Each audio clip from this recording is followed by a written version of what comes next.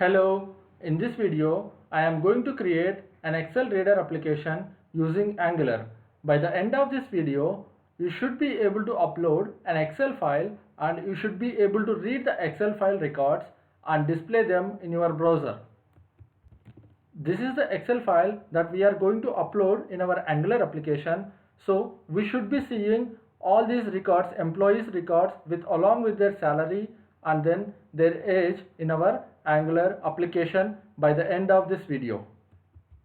So let's create Angular application using Angular CLI from command prompt. So the command to run or create your Angular application in Angular CLI is ng space new and your application name. So I am giving Excel reader as application name.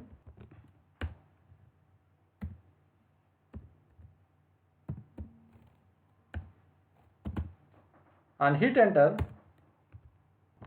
In my machine I already have installed Angular CLI, so that is the reason why I can run this ng command. In your machine, if you don't have this Angular CLI installed, please install before running this command. So when I run this command, it is asking me for the routing. For now I am selecting Y and then I am selecting the CSS as a default style sheet. Okay. Once application got created, go to your application folder using command prompt. So cd space Excel reader and hit enter. Now let's open the code from Visual Studio Code. For that command is code space dot and hit enter. Then Visual Studio Code will open with this folder. Here you can see your application has been opened in Visual Studio Code. And now let's open the package.json file. In this file you can see all the dependencies that are required to run our Angular application. You can see all the packages, that is Angular animations, common, compiler and everything. So we have everything to run our application. But as we wanted to read the Excel file, we need to install one more npm package called XLSX. So to do that, let's go to our command prompt again and then run a command npm install XLSX --save. So when we mean this --save, it will save the configuration in our package.json file, so that whenever someone else want to take our project code, it will be useful that they will not miss any packages. Let's run the command, hit enter. There we go. The XLSX package has been installed successfully. Now let's go to our application and see what all the things that we have. In SRC folder we have app component automatically created by our Angular CLI. So here let's remove everything from app component.html file, and now we will create a new component for our file upload. So let's go to command prompt and create a component using Angular CLI, and the command is ng space g space c space and then create your component name, that is Excel sheet. Hit enter. So our Excel sheet component has been created in src/app folder. So let's go and see. If you see here, we have Excel sheet component has been created. Now let's go to Excel sheet component.html file and let's add an input control which takes the file for upload. So here we have added input control which is of type file, and we are not allowing the multiple files to be uploaded. So we wanted to upload only one file. That is the reason why we have given multiple as false. Let's save the file, and inside our app component.html file, let's call our Excel sheet component using its selector, that is app-Excel sheet. Let's go to app component.html file and call this selector of Excel sheet component and save the file. Now let's run the application from command prompt using the command called ng space serve. Once the compilation is successful and our Angular development server will be listening to localhost 4200 port. So let's open the browser and open localhost 4200, hit enter. There we go. We can see the paragraph tag Excel sheet works, and we can also see the file upload control that we have just added in our Excel sheet component.html file. Okay, whenever we upload a file using this control, we want to read that Excel sheet file. So for that, we have to bind our onChange event of this input tag. For that, we will be using event binding change is equal to, so on change we want to call a function called on file change, and we also want to pass the event information. That is the reason why we are using this $event special variable in Angular. If at all, if you are not aware of what is event binding, so I suggest you to watch my Angular tutorial before watching this video. This on file change event handler, we are going to implement that in our Excel sheet component.ts file, and before doing that we need to import XLSX package in our component that we will be using for our Excel sheet file reading. So here we are importing XLSX entire package into our XLSX variable, that is user defined variable, using import star as XLSX from XLSX. Now we are good with this import. Now let's create our event handler method, that is on file change event handler. So here we have created the method on file change method, and this is taking the event information that is coming from $event variable from our template file. So this event will have all the event related information. Now we want to get our file information. For that we have to use this event.target. evt.target will give us this input control whatever we are having in our template file. Using this target we can get our files using event.target.files.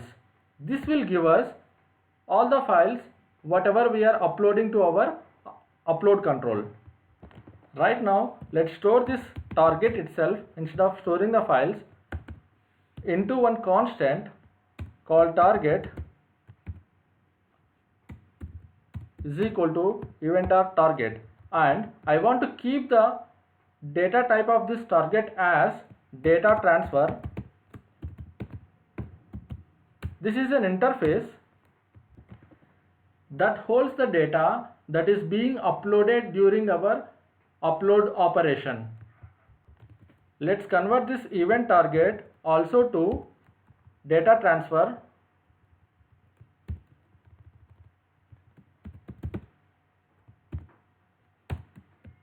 Now we have the target, and using that target we can get our files that are uploaded.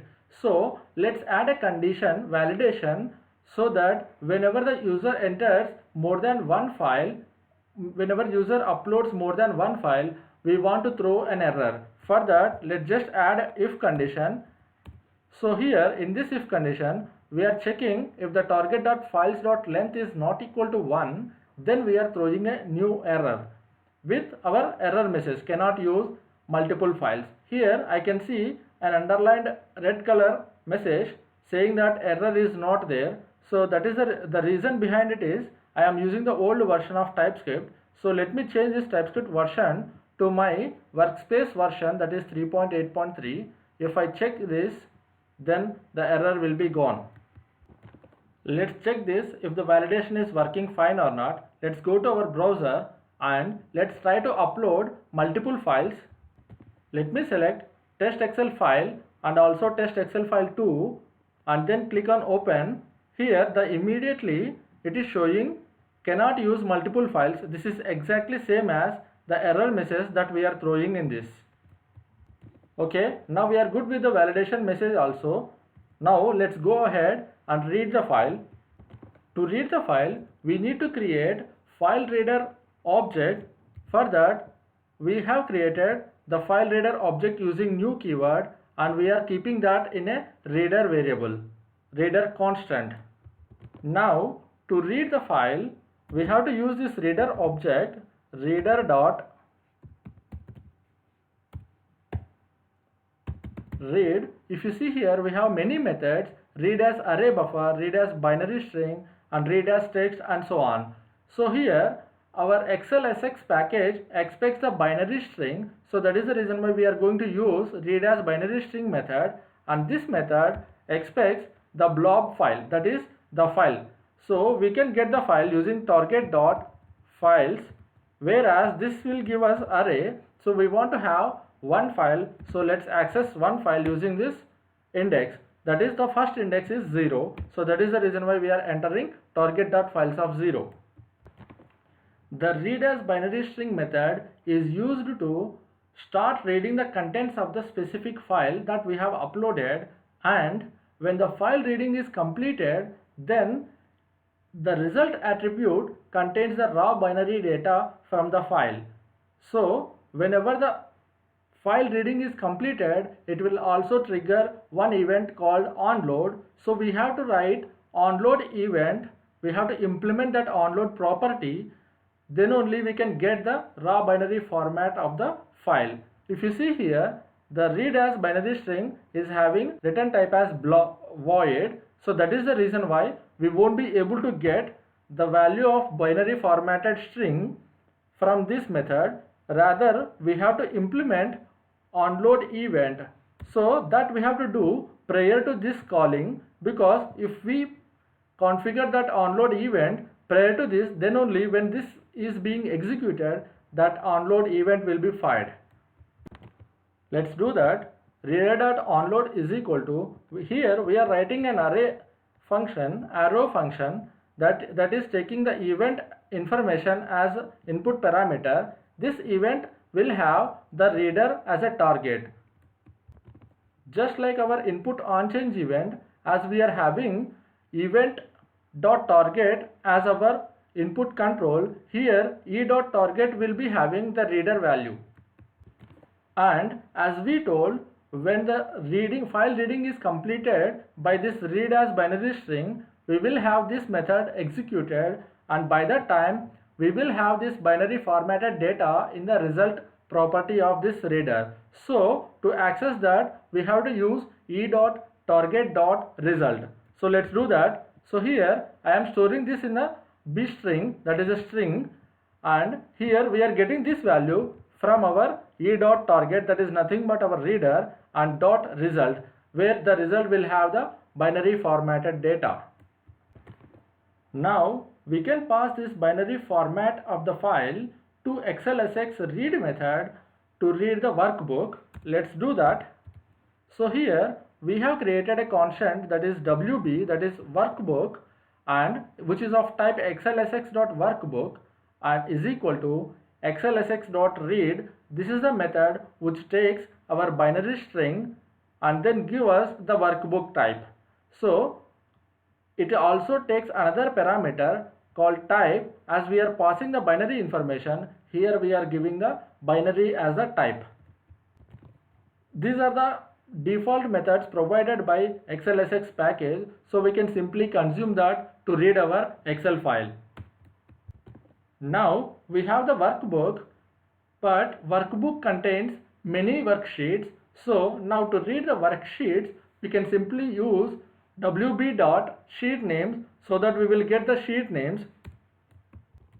Here in our Excel sheet, as we have only one sheet, we want to read this first sheet. So to do that, let's create a constant ws name, that is worksheet name, which is of type string, is equal to wb dot. We can access all the sheet names using a property called wb.sheetnames, and we want the first sheet, so we can pass the index as 0. So now we have the first sheet name, which is nothing but sheet 1, and now to get the actual sheet, we can use sheets property of WB. For that, let's create another constant ws, which is of type xlsx dot worksheet is equal to wb dot sheets of, here we have to pass the sheet name, which is nothing but ws name. There we go. So we have successfully read the worksheet from our Excel file. Let's do a console message and see what is this worksheet output is giving us. Let's save the files and open the browser, and now let's upload the file. And the moment we upload the file, we can see a console log message. If you notice this, it is showing all the cell values from A1 to C6. If you open the Excel sheet, it is exactly starting from A1 to and C6. Let's open the console and see the A1 is having the value as name and A2 is having as a John, Sam, Philip, so on. So if you see B1, B2 also, it is exactly same as our Excel sheet values. But we don't have this in a proper format to access it easily. So let's go ahead and use one more method which is provided by xlsx.utils, and then get the properly formatted data.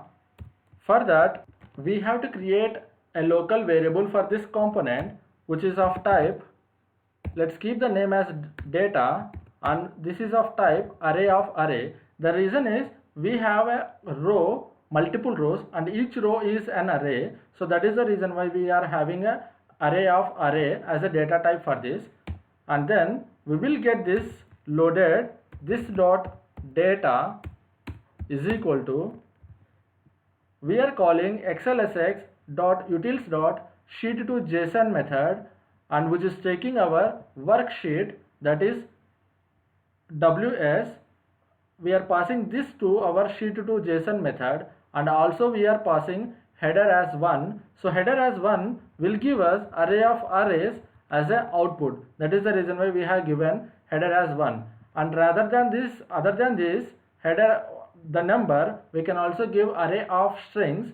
The strings will have, array of strings will have the column names. So here we are seeing A as a first column, B as a second column, and C as a third column. If at all we want to change any order from our Excel sheet, if you want to show the salary in the first column and the name in the second column, so in that case we will be giving that order of rows, the headers, in our header array. So as we wanted to have the same order, that is the reason why we are giving the value as 1, so that it will give us array of arrays as an output. Now let's also console this dot data and see the difference. Let's save the files and open the browser. Now let's upload the file again. And when we uploaded the file, this time we have got two consoles. One is for the worksheet and the other is for the data. And if you open this data, it is in a normal format, which is array of arrays. We have 6 items in the array, and each item is having our columns. The first row is having a name, salary, age. They are nothing but our headers. And from the second row, we are having the actual data. Now, as we got the data in a array of arrays format, we can simply loop through these rows and also the columns, so that we can display the data in a tabular format easily. Let's do that, and let's go to our Excel sheet component.html file, and just below this we have to create one more table. Let me copy this table, and inside this T body I want to loop through the rows. So we have an array of arrays, and the first array is having the row information. So let's do a looping using ng for loop.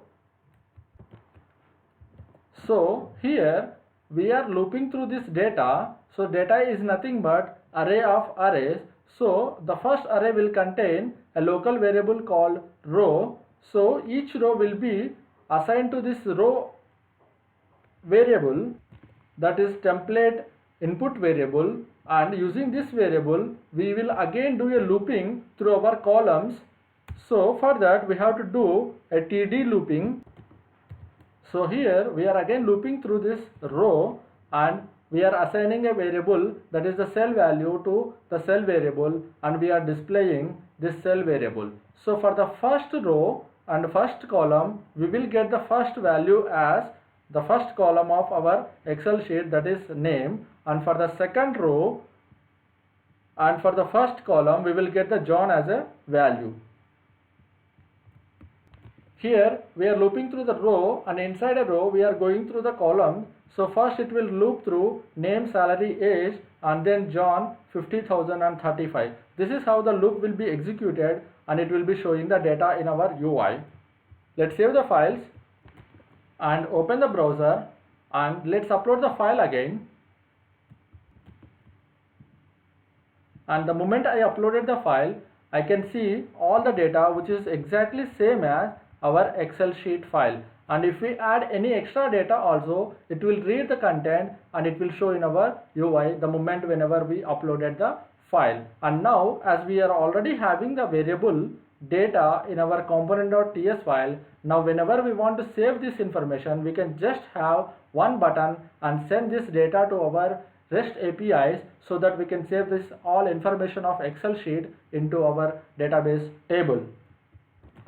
I hope this tutorial helps you in your real-time applications. If you have liked the video, please subscribe to InnoMinds channel, and please like and share this video. Thanks for watching.